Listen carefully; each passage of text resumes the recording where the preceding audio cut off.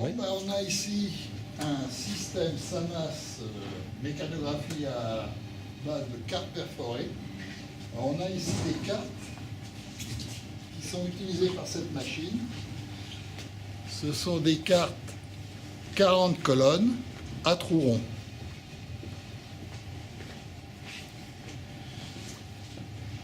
Pour obtenir ces cartes, on a une perforatrice. Bon. Maurice, fais-nous voir comment ça marche. On va faire marcher ça. Alors, on met les cartes vierges, qui ne sont pas perforées, dans le magasin. Tout ça. Et voilà. Alors, j'alimente une carte. Et là, je perfore des informations. Voilà. Et là, j'ai obtenu ce que j'ai perforé. Est-ce qu'il pouvait y avoir plusieurs trous sur une même colonne? Oui, on peut avoir 2 ou 3 trous. À ce moment-là, on travaille en alpha. On peut donc codifier des caractères alphabétiques, comme sur toutes les machines mécanographiques. Et éventuellement des caractères 11-12 hors texte pour des codes. D'accord. Et une fois qu'on a obtenu ces cartes, eh bien, on va les passer dans la trieuse pour ce qu'on appelle trier les fichiers. Parce qu'un fichier, il faut que ce soit absolument trié. Alors là, on va faire... Et alors, comment ça marchait ça? Bon, alors pareil, toujours pareil, un magasin. Et je vais sortir de ma base de données, on va trier tout ça. Alors, il y a des bacs comme ça pour contenir les cartes, les stocker. Alors, on bat les cartes avant de les utiliser pour une petite table.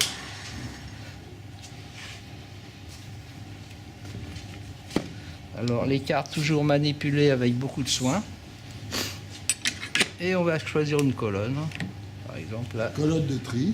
Et on paie. C'est parti.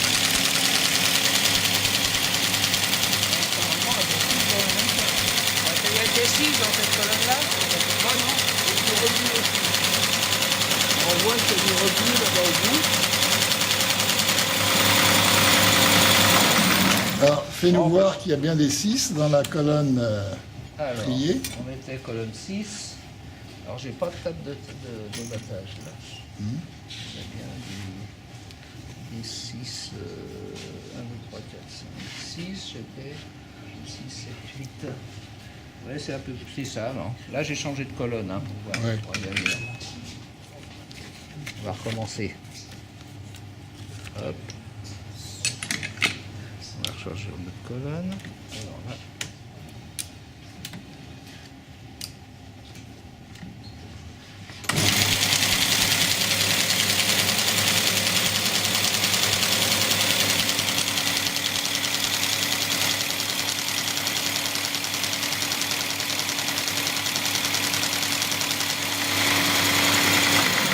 Alors, ce qu'il faut se rappeler, c'est que ce sont des machines uniquement mécaniques.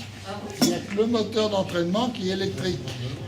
Donc, ça marche avec des petits palpeurs qui détectent les trous dans les cartes et qui commandent l'orientation vers la case correspondante.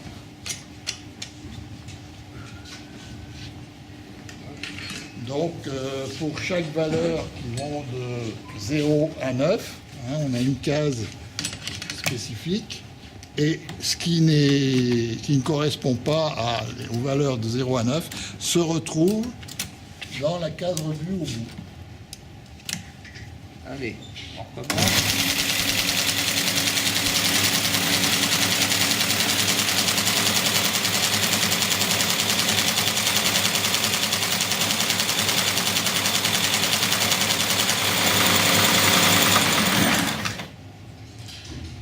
Alors, on obtenait comme ça donc le tri des différentes colonnes de la valeur à trier.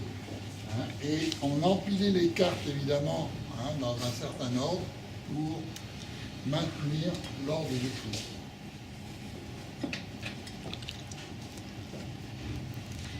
Donc s'il y avait 10 colonnes dans le nombre qui servait au tri, de référence au tri, il fallait 10 passages dans la trieuse. Et alors, question, on commence par quoi? Trier. Ah, excellent! Et est-ce qu'il faut commencer par la valeur maximum unités ou la valeur minimum? Ben évidemment, on commence toujours par la valeur minimum pour que le dernier tri qui classe les cartes tienne compte de la valeur la plus haute du nombre.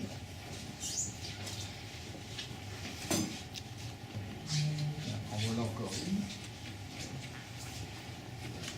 On va abîmer, je regarde parce que des fois, je suis fort par le passage.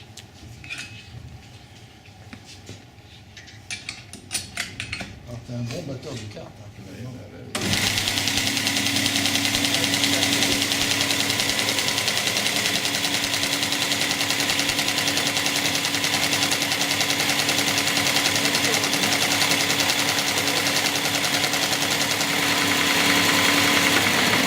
Et on n'a pas beaucoup de bourrage, hein, c'est remarquable. Non, mais au début, il y avait des bourrages quand même. J'ai connu des... Bon, ben voilà pour le tri. Hein, donc Allez. on replaçait les cartes dans l'ordre. Alors ces machines sont toujours en restauration et notre ami Maurice s'en occupe Va essayer. sérieusement. Alors, le tableau de programmation, c'était un boîtier mécanique qu'on pouvait changer. Mais là, il est bloqué pour l'instant. Je n'ai pas réussi à trouver la bonne solution pour l'extraire. Et normalement, suivant les travaux, on sortait ce boîtier et puis on en mettait un autre. Alors c'était programmé. Chaque application, il y avait un tableau. Voilà. Mais il y a une mécanique époustouflante là-dessus. Et ça, elle date des années 50. Des années 50, ça. Grosso modo. 50, 60, ça a tourné jusqu'en 1960.